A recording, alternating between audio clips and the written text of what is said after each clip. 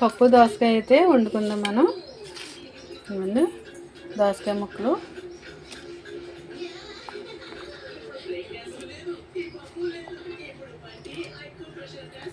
మనం చాలా నీట్గా సన్నగా కట్ చేసి పెట్టుకుంటే, ఈ విధంగా కట్ చేసుకుంటే ఏంటంటే మనకి కుక్కర్లోనైనా సరే తొందరగా మనకి ఉడికిపోతాయి. ఇదిగో ఉల్లిపాయలు, పచ్చిమిరపకాయలు, టమాటా ముక్కలు మొత్తం వేసేసుకుందాం.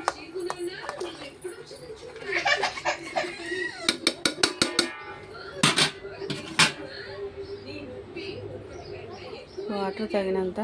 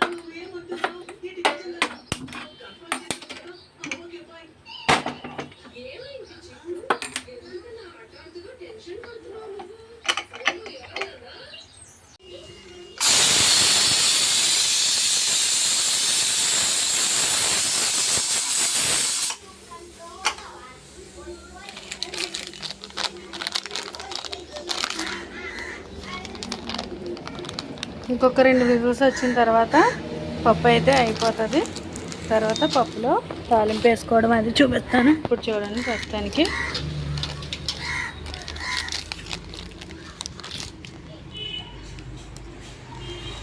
పెద్దోడా రే ఇలా రా.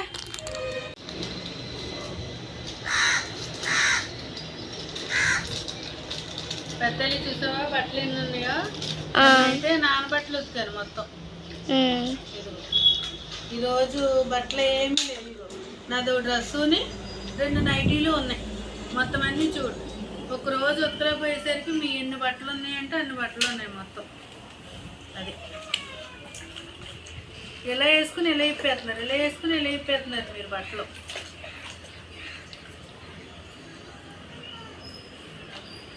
స్కూల్ యూనిఫామ్లు ఎక్కువైపోతున్నాయి బాగా.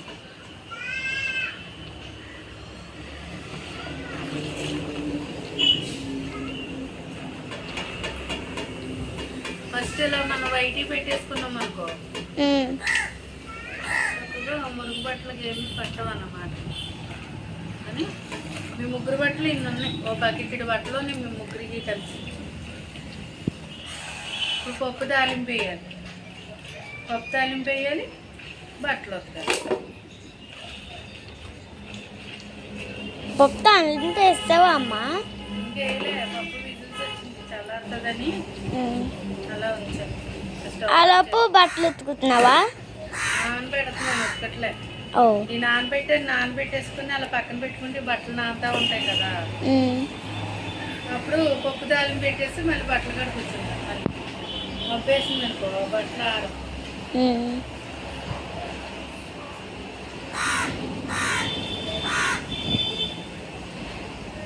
చిన్న మేడం గారిది ప్యాంటు.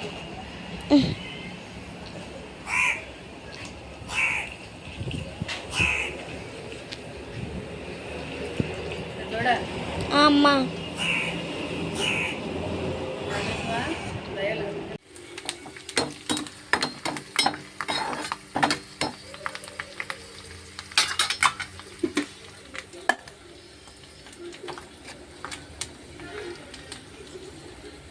చూడండి పిండిడియోలో మజ్జిగ మిరపకాయలు కూడా వేపేసాను నేను.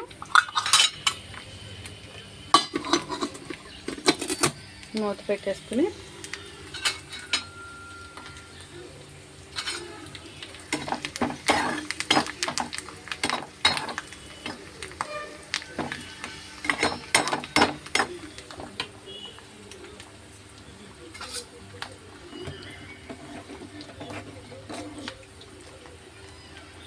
చూడండి, మరీ చిక్కగా కాదు, మరీ పలచగా కూడా కాదు, ఇలా పెట్టాను అనమాట పప్పు దోసకాయ అనేది.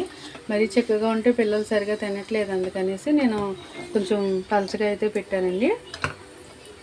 చాలా బాగుంది. సరిపోయింది లేదో చూసాను. ఇలా మనం చేసుకుంటే పిల్లలు కూడా ఎంతో ఇష్టంగా తింటారు.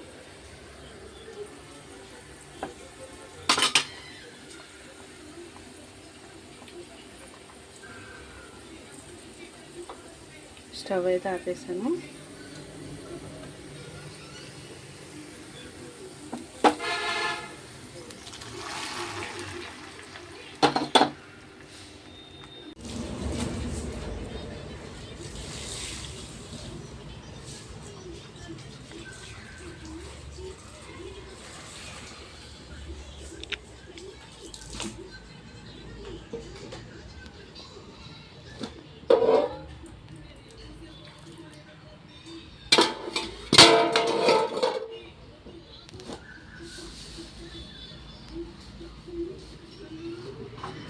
రోజుకి నిన్ను బట్టలు అయితే నడుము నొప్పి, చేతుల నొప్పులు రావు అసలు.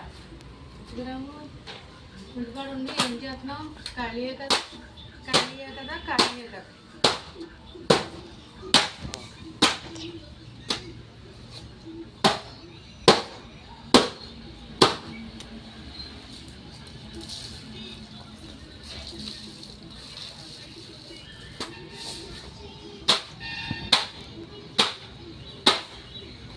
ఇప్పుడు ఈ ఎండలో ఈ బట్టలన్నీ ఉతికి, ఎంత ఎండగా ఉందో మళ్ళీ పైకి వెళ్ళి బట్టలన్నీ ఆరేసి రావాలి.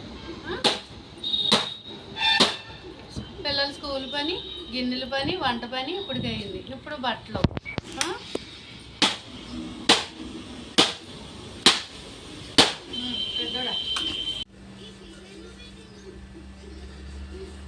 ఈ వైట్ షర్ట్లు కదా బాగా మార్చిపోతుంది. స్కూల్ షర్ట్ ఊరికి ఆడేస్తున్నట్టు అన్నమాట పిల్లలు.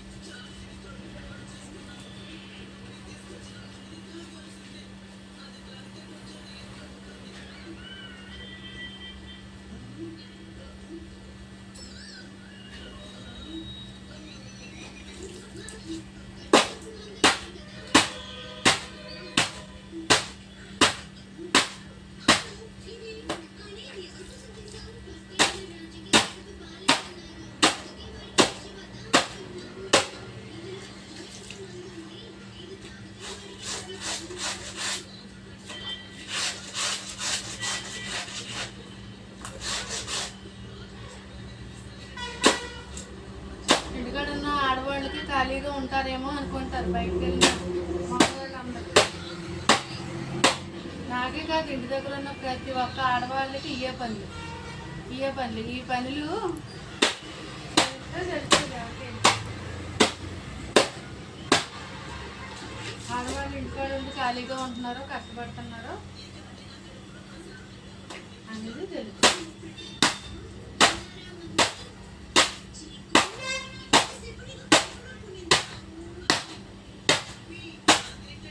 ఒక చిన్న బకెట్ బట్టలు అయితే నైటీలు, డ్రెస్సు ఇవి అయింది. ఇప్పుడు ఇవన్నీ ఈ బకెట్ మొత్తం కూడా పిల్లల బట్టలే. ఒక రోజు ఉతకపోతే ముగ్గురు పిల్లల బట్టలు ఉన్నాయి.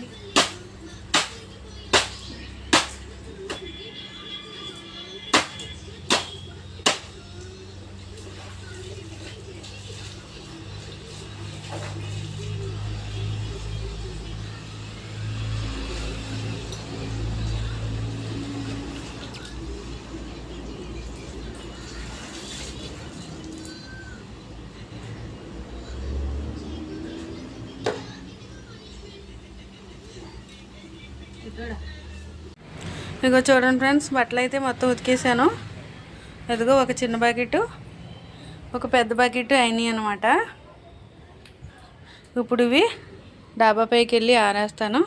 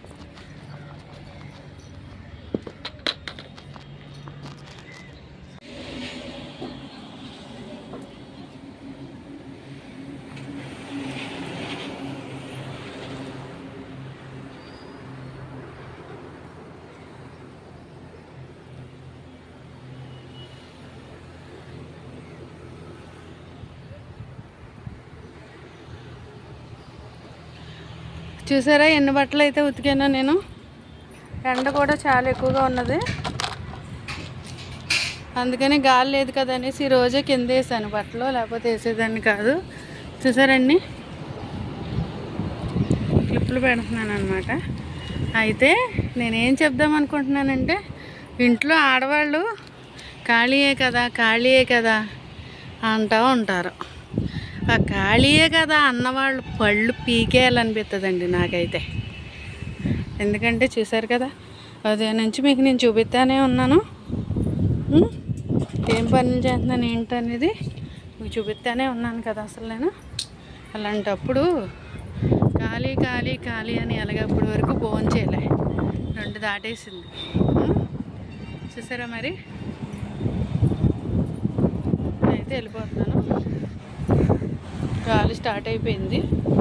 ఎవరో కూడా ఆడవాళ్ళు ఖాళీ ఇంటి దగ్గరే ఉండి ఖాళీ అని మాత్రం దయచేసి అనకండి. ఒక క్లిప్ మిగిలింది, ఎందుకంటే ఈ కింద వేసాను కాబట్టి.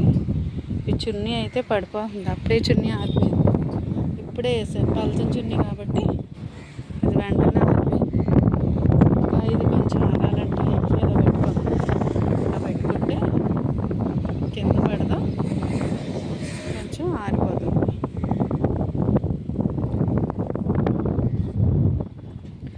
ఓకే మరి ఫ్రెండ్, చూసారా ఉదయం నుంచి ఎంత పనో. ఎన్ని బట్టలు నానబెట్టుకుని, ఎన్ని బట్టలు ఉతుక్కుని, పిల్లల్ని చూసుకుంటూ వంట పని, ఇంటి పని, మాటలా ఏమైనా కాదు కదా. ఏమైనా అంటే ఇంట్లో ఆడవాళ్ళు ఖాళీయే కదా, పొద్దున్నే సాయంత్రం వరకు పనేమున్నది. ఇంక ఈ మాట ఇది తప్ప వేరే మాట లేదు.